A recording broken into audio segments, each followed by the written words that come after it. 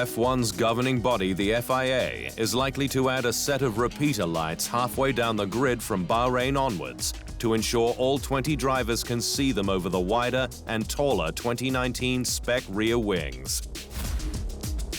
Williams returnee Robert Kubica and Red Bull Racing's Pierre Gasly both had issues seeing the lights in Melbourne, with the Frenchman having to react with the cars around him, losing places at the start. Miami could yet join the F1 calendar, with the City Commission taking a vote this week on whether to move on to the next stage of negotiation. A street race is back on Miami's agenda for the first time since September last year, with continued work between F1 and the city's key stakeholders following the original deferred decision.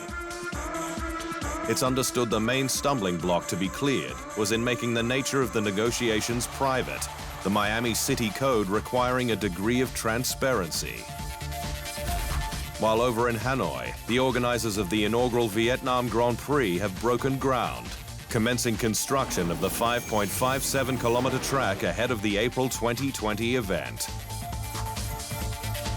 F1 full steam ahead in what it sees as an important region for growth. As we look to grow the sport in Asia, we want to be in countries that we really think are going to be the engines of growth and the engines of excitement. So we think Vietnam really captures people's interests, excitement.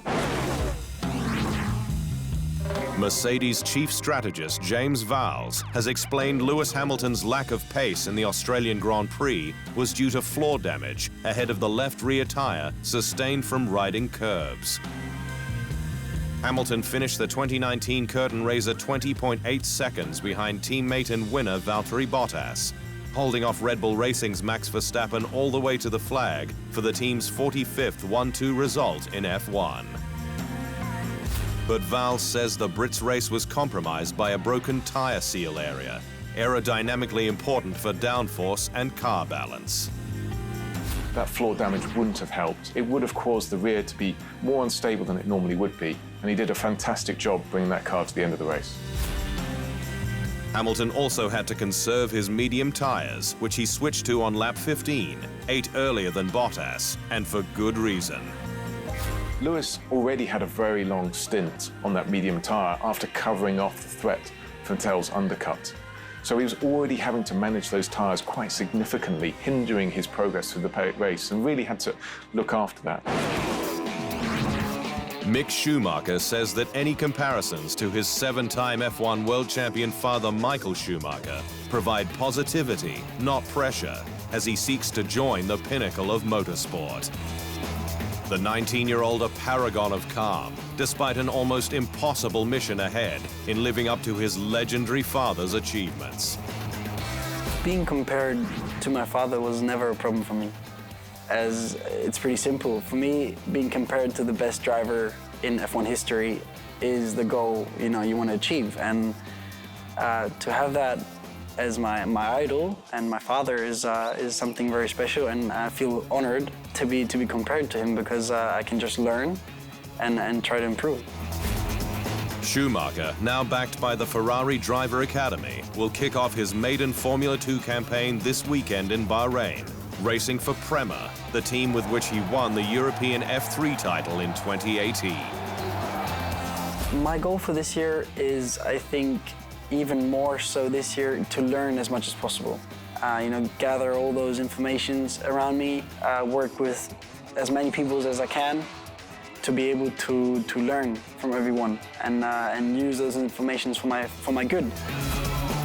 It's reported Schumacher will get his first taste of current F1 power at next week's post-Bahrain test with Ferrari and Alfa Romeo Racing. Staying with Formula 2, an Ecuadorian-American Juan Manuel Correa has been named Alfa Romeo Racing's development driver for 2019. The 19-year-old will be embedded with the team at selected races for a taste of the top, while helping out with development work in the simulator, dovetailing it all with his Sauber Junior Team F2 drive. The Swiss squad has long been a champion of young talent, bringing stars into F1 like Kimi Räikkönen and Charles Leclerc. Correa's announcement follows that of Colombian Tatiana Calderon, who remains test driver while racing for Arden in F2.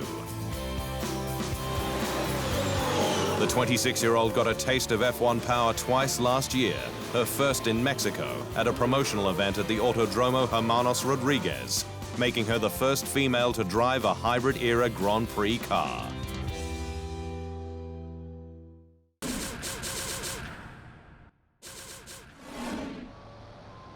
Thanks for watching. To stay up to speed on all things Formula One, make sure you hit the subscribe button.